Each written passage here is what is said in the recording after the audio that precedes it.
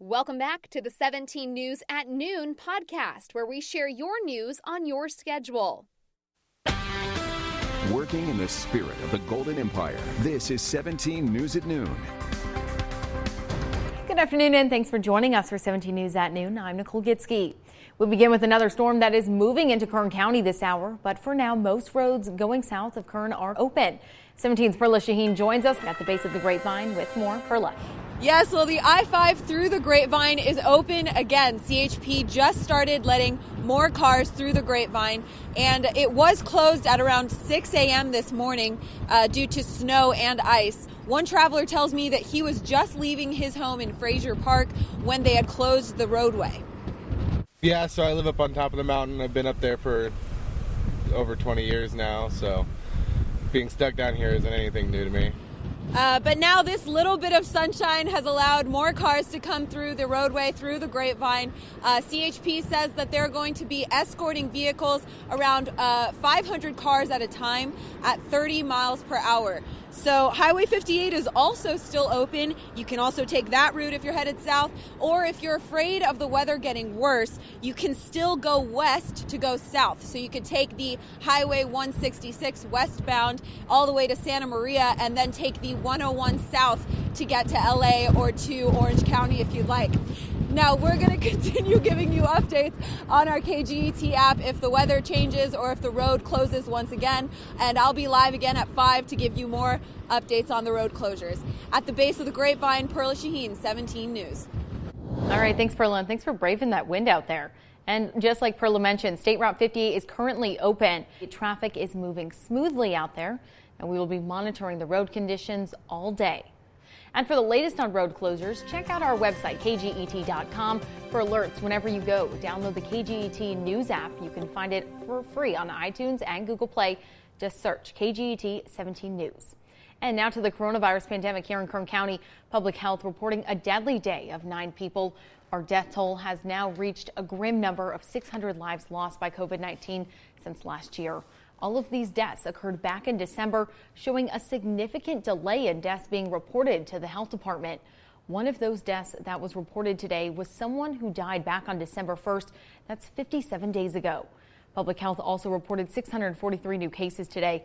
More than 29,000 people are recovering at home with the virus. This number continues to be dropping daily.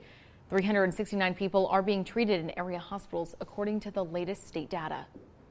And less than a week after the Delano City Council voted to punish businesses that don't comply with the governor's stay-at-home order, that ordinance now has been canceled. The ordinance called upon local code enforcement to crack down on large gatherings and public spaces, issuing fines to people who gather in groups of 10 or more, and punishing business owners that didn't comply with the state's order. On Monday, the city of Delano posted on its Facebook page that since the governor has lifted the stay-at-home order, the ordinance has expired. And help is available for those needing support during these difficult times. Just call 525-5900 to talk with an expert from the Latino COVID-19 Task Force about a variety of topics such as virtual education classrooms, employment concerns, and general worry about your or your family's safety. The hotline is confidential and is available in both English and Spanish. It's open Monday through Friday, 9 a.m. to 5 p.m. If you call on a weekend, you can leave a message and the task force says someone will call you back. And a reminder, Kern Public Health's website has a vaccine schedule that shows when you are eligible to receive the shot, plus an interactive map of providers offering the vaccine. If you are eligible, you can find the site nearest to you and call that vaccination site to make an appointment. Now here at home, pedestrian safety is a signature issue we follow closely at KGET. Yesterday, a pedestrian was hit by a vehicle in downtown Bakersfield. The crash happened just before 7 at 23rd and L Streets, right down the street from our studios. Police tell 17 News the pedestrian was running diagonally on 23rd Street, approaching L Street when he was hit by a Fiat. The pedestrian was taken to the hospital with major injuries. Police say the driver remained at the scene and was not intoxicated. And in your 17 Crime Watch, the Bakersfield Police Department made a number of gun and drug busts over the weekend, part of an effort to disrupt violence in the city. 8 weapons were found at a home on Ponderosa Avenue. 49-year-old Jesse Nahara was arrested. He's legally not allowed to own guns due to a felony manslaughter conviction. Guns and drugs were also found at a home on Columbus Street, and another gun was found Sunday during street racing enforcement on Mount Vernon. BPD says in general, illegal weapons are linked to a significant portion of crime in the city, and getting as many of them off the streets can help bring down violence. And the Bakersfield Police Department needs your help in identifying a shooting suspect. BPD says the shooting happened back on December 19th of last year on Landco Drive near the 58. Officers say the suspect is a white male in his late 30s to early 40s, medium build, has facial hair, and was last seen wearing a black hooded sweatshirt. He was driving a newer model black GMC Yukon. If you know who this man is, contact Bakersfield Police at 327-7111. It's been 37 days and still no word on the whereabouts of two boys missing from their home in California City. Orson and Orrin West, the 3- and 4-year-old boys who disappeared from their adoptive parents' home. Police have not named any suspects in connection with the boys' disappearance. Both local and federal authorities are involved. California City Police say there are no updates on this case at this time, but they are following up on every tip they receive. Police also mentioned they will not tolerate any trespassing on the property where the boys lived.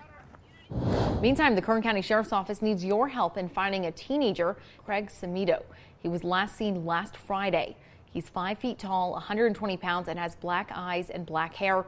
If you've seen him or have any information on his whereabouts, call 861-3110.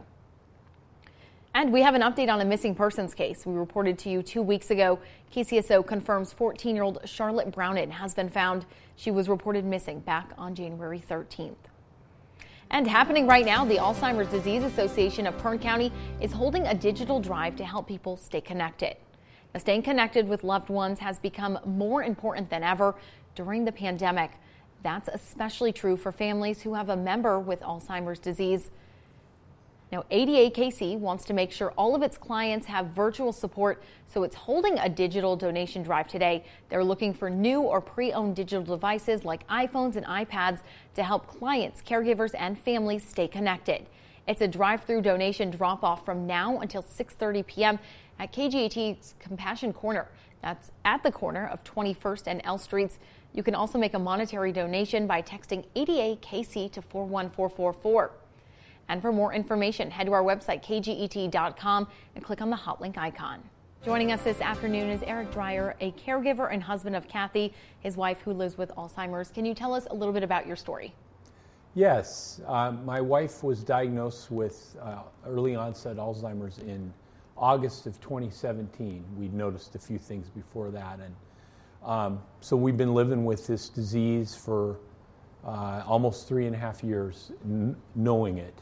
And, we're thankful that the community has the Alzheimer's Disease Association of Kern County because that's been a real help for us as far as caring for Kath so I could continue to work and just support. I'm part of a support group that they offer and, advice and sounding board and all of those things. But my wife and I have been married for 33 years, and she worked with me as my accompanist at Highland High School before she got sick. She was a piano teacher for many years. We have 2 daughters, Ariel and Eliza, and we've lived here in Bakersfield since 1992, so this is home. No, your wife is relatively young. Talk about that. I think so often people think Alzheimer's only affects those who are 80 plus, but she's not like that. That's right. Yeah, early onset Alzheimer's can start quite young. Kathy was in her late 50s when she was diagnosed, and it was not the future that we had envisioned. After raising our kids, and we were looking forward to some things, and it's just quite different. We've had to adjust. What is the process like, just really quickly, day by day? How do you guys just go about it?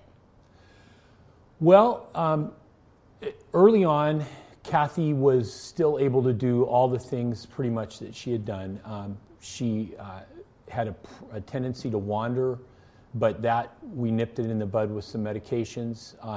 As it's progressed, and especially since the COVID isolation, she's needed more and more help with both feeding and getting dressed and just taking care of hygiene. There are good days and bad days, but she needs more assistance. I have some caregivers that help out, and there's just a lot of things that I have to do for her, and that's all right. She did a lot of things for me for a lot of years, but some days are hard. I think, it's the most positive outlook on it as you can have, Thank you, though, for joining us today and sharing your story. I think it's important for other people out there to remember that other people out there are suffering and they're a lot younger. So thank you, Eric. Absolutely, yeah. And there's help. There's folks like the support group I'm a part of and places like ADAKC and the Alzheimer's Association. So don't just be on your own. Reach out. Awesome. Thanks so much, Eric. Working in the spirit of the Golden Empire, this is 17 News at Noon.